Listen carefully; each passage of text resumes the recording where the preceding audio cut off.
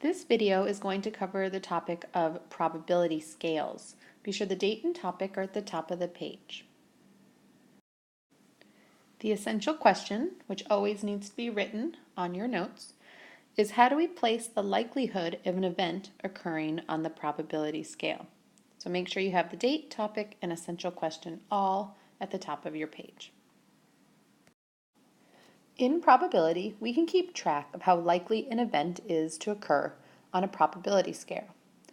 With probabilities, we use a scale from 0, which means it's impossible to occur, to 1, which means it is certain or definitely going to occur. Let's take a look at a few examples. Let's say I have a jar or a bag of 5 marbles. And the question is, what is the likelihood of me, A, closing my eyes and choosing a red marble when I reach into the bag, and B, choosing blue? Well, since there are 5 marbles in this, and they are all red, I'm pretty sure that I am certain to get a red marble. So I'm going to go ahead and mark this as A, right? I am certain to choose a red marble. On the other hand, it's impossible for me to get a blue marble, right? There's nothing in there that is blue, so it's impossible, so I'm going to go ahead and mark that on the 0, right? So now I can see on my scale, it is certain that I'll get red, and it is impossible that I will get blue. This number line also allows us to have a little bit of leeway. We don't just have to do a 0 or a 1.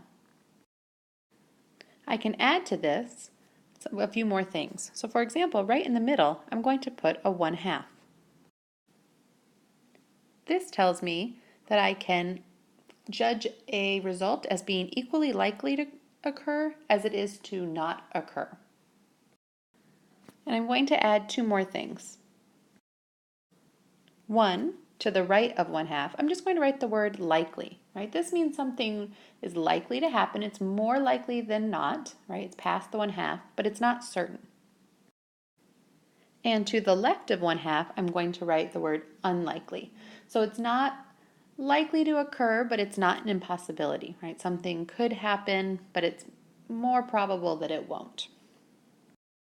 And we'll do a few examples of thinking about how to add things to this probability scale now that we have it a little bit more fleshed out. So this time I have a jar and there's just 2 marbles. One is blue and one is green. And if I'm trying to figure out the likelihood of choosing a green marble, then I'm going to think, well, there are 2 marbles altogether and only one of them is green. So I'm going to record that 1 out of 2 choices is that it is going to be green. So I'm going to go ahead and mark that on my probability scale at 1/2. Right? I'm equally likely to pull out the green one as I am to pull out the blue one. And lastly, we're going to look at one more example with a couple different pieces to it, where we can use this scale for likelihoods even if it is not a 0, a 1, or a 1/2. So here I have a box of objects, and I want to record the likelihood of an event occurring. I'm going to list a few events, and we're going to mark them on our probability scale. So to the side of the box, I have 4 different events that we're looking at. So the first one is whether or not it is likely for a circle to be pulled from the box. Now if you look at this, you probably will notice there are no circles. So there is a 0 chance of me getting a circle out of these 9 objects, right? So it is impossible for me to do that. So I'm going to go ahead and put the letter A on my scale. I'm going to switch colors here. An A on my scale because that is impossible to happen. The next one says a square is pulled from the box. So if I look at this, I'm going to check and I see there are 1, 2, 3, 4 squares out of our 9 objects, right? So the chance of getting a square is 4 out of 9. That is slightly less than 1/2. So I can't put it on the 1/2 spot, right? I can't actually put it right here. It's a little bit less likely than 1/2. So I'm going to just kind of need to eyeball this a little bit. So I'm going to go to the left of 1/2. I know it's unlikely, but it's not super unlikely, right? It's almost half. So I'm going to go ahead and mark it right there. to the left of 1/2, but not too far down. The next one says a star is pulled from the box, and there's only one star out of my 9. So it's really, really unlikely. It'd be really kind of unique if I could pull out that star, right? It'd be lucky if I could get that star. So this time when I think about where I'm going to put it, it's not impossible, right? I don't need to think about putting it all the way down here, but it's not as likely as getting a square or any other object for that matter. So I'm going to go ahead and put the letter C pretty close to the end of the scale here, pretty close to the end of the line. It's unlikely, but not impossible. And last but not least is whether I can pull a non-square from the box. So of these items, 5 of them aren't squares. So if I pull out one of those, right, I have a 5 in 9 chance of pulling out something other than one of the squares. So it's more than half, right? 5/9 is more than half.